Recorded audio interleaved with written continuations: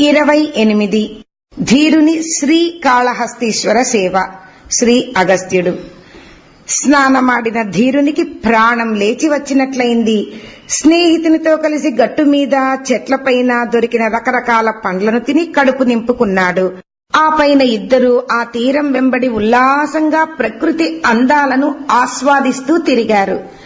హఠాత్తుగా ఒక గంభీరమైన స్తోత్ర నినాదం ఆ కొండల మీది వెదురు పొదలలో నుంచి వచ్చే నాదంతో కలిసి వారి చెవులను తాకింది. అది ఆ కనపడే ఉన్నత శిఖరం నుంచి వస్తున్నట్లు వారు నిశ్చయించారు. కాని ఆ ధ్వనులు శ్రీకాళహస్తీశ్వరుని స్తుతిస్తూ అప్సరాది స్త్రీగణం వీణా వేణు మృదంగాది వాద్యాలతో చేసే సంకీర్తన అని వారికి తెలియదు.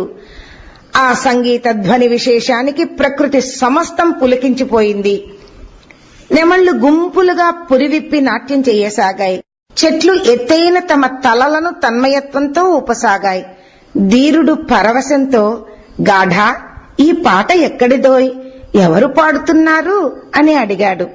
గాఢుడు, అన్నా, ఇది వరకు పెద్ద దొర నేను కలిసి ఇటు వచ్చినప్పుడు ఇలాగే ఆలకించాం.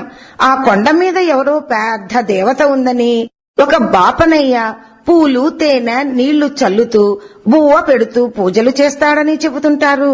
అదేదో మనం ఇప్పుడే తేల్చుకోవాల. నువ్వు వల్లే అను, పోదాం అన్నాడు. సరే అంటే సరే అనుకుని ఇద్దరూ ఆ నిటారు కొండని ఎక్కసాగారు. అస్పష్టంగా ఉన్న బాటకు ఇరువైపులా వెదురు పొదలు తమ కణుపుల్లోంచి మంచి ముత్యాలను వెదజల్లుతూ వీరికి స్వాగతం చెప్పాయి. ఇట్టే ఇద్దరూ శైలాగ్రానికి చెరువుగా వస్తుండగా నల్లని మేఘాలు వారిని కప్పివేశాయి. తడుముకుంటూ అలాగే పైకి సాగగా మబ్బు తెరతీసి వాళ్లకు ఒక చదునైన ప్రదేశం కనబడింది. ధీరుడు కళ్ళ కంటిన మంచు చెమ్మని తుడుచుకొని చూశాడు. కొంచెం దూరంలో పడగ ఎత్తి బుసకొడుతున్న పాము ఆకారం కనపడింది. అది పడమటి దిక్కుగా చూస్తున్న ఎత్తైన శ్రీకాళహస్తీశ్వర స్వామి లింగము. అంత క్రితమే ఎవరో ఆ లింగానికి పూజ చేసినట్లు పూలమాల వేసి నైవేద్యము సమర్పించినట్లు ఉన్నది. ఆ లింగం కోటి సూర్యుల తేజాన్ని, కోటి చంద్రుల చల్లదనాన్ని ప్రసరిస్తోంది. అక్కడి నిశ్శబ్దం మహాగంభీరంగా లౌకిక హృదయాలకు భయం పుట్టించేదిగా ఉండి ఇది అది అని చెప్పరాని హృదయోన్నతిని కలిగిస్తోంది. లింగం చుట్టూ అక్షంతలు, నువ్వులు, దర్భలు, విభూతి, కుంకుమ, పూలు గాలికి చెదరిపడి ఉన్నాయి. ఏనుగులు ఆ చుట్టుపక్కల చెట్లకు రాచుకొనడం చేత అంటిన మదజలపు వాసన అక్కడ వ్యాపించింది. స్వేచ్ఛగా సంచరించే పాములు వదిలిన మణులు, కుబుసాలు లింగానికి వస్త్రాభరణాలుగా కనిపించి వింత సోయగాన్నిచ్చాయి. కస్తూరి లేడి ఆ లింగానికే దురద తీర్చుకుని తన గంధాన్ని పట్టించినట్లున్నది. జగన్మనోహరంగా ఉన్న ఆ లింగం పూర్వం సాలీడు, పాము, ఏనుగులతో పూజింపబడి శ్రీకాళహస్తీశ్వర లింగంగా పేరు కన్నది. అటువంటి ఆ శివలింగాన్ని చూడగానే ధీరుడు ప్రత్యగ్జ్యోతిని దర్శించిన మహాయోగిలా ఆనందించాడు. ఆ లింగం చుట్టూ తిరిగి నేల మీద చాప చుట్టలా పడి నమస్కరిస్తూ రక్షించు రక్షించు అని పదే పదే అన్నాడు. అప్రయత్నంగానే కళ్ల నుంచి ధారాపాతంగా నీరు. పంచేంద్రియాలన్నీ కళ్లలోనే ఇముడ్చుకుని మోకాళ్లపై కూచుని ఆ లింగం కేసే చూడగా అతడే తన జన్మల దేవరా అని స్ఫురించింది అతనికి. చట్టున తన ప్రభువును ప్రేమమీరా వాటేసుకున్నాడు. దూరదేశం పోయి వచ్చిన ప్రియుని తమకంతో ఒడిసి పట్టుకున్న ప్రియురాలి వలె లింగాలింగనంలో అమందానందాన్ని పొందుతూ ఇంతకాలం శివసేవ చేయకయే గడిచింది పాపకాలం అని తలపోసి ఒక్కసారి శివలింగాన్ని పరికించి చూసి, అయ్యో, ఎవడురా మా అయ్యపైన ఇట్ట చీదర చేసింది అంటూ అక్కడి నిర్మాల్యాన్ని శుభ్రంగా తుడిచి దగ్గరలోని రేలపూలని సేకరించి అక్కడ అలంకరించాడు. ఇదంతా గమనిస్తున్న గాఢుడు, ఇదెక్కడి సంత? నువ్వు దొరవి కాదా? నీకు బోలెడు పనులున్నాయి అవతల. మీ అమ్మ, అయ్యా నీకోసం ఈసరికే గాబరా పడుతుంటారు. పదపద పోదాం అన్నాడు. ధీరుడు విన్నాడో లేదో గాఢుడు మళ్లీ మళ్లీ పిలవగా అతడి చేతి సైగతోనే తాను రానని అతన్ని పొమ్మని ఆదేశించగా మతిపోయిన ఆ స్నేహితుడు త్వరగా గూటికేగాడు. జరిగిన ప్రమాదాన్ని విన్న తల్లిదండ్రులు ధీరుని రప్పించేందుకు ఒక ముఠాని పంపారు. ధీరుని వాలకం చూసి వాళ్లు బెదిరిపోయారు. అతడు తన పొడవాటి గిరిజాలను లొంగచుట్టి నెత్తిమీద కొప్పులా బిగించాడు. మారేడాకులు రేలపూలతో పూజ చేస్తూ ఏదో గొణుగుతూ ఉన్నాడు. ఆ రాతి స్తంభంతోటి వారు భయంగానే అతన్ని సమీపించి తల్లిదండ్రుల సందేశాన్ని వివరించారు.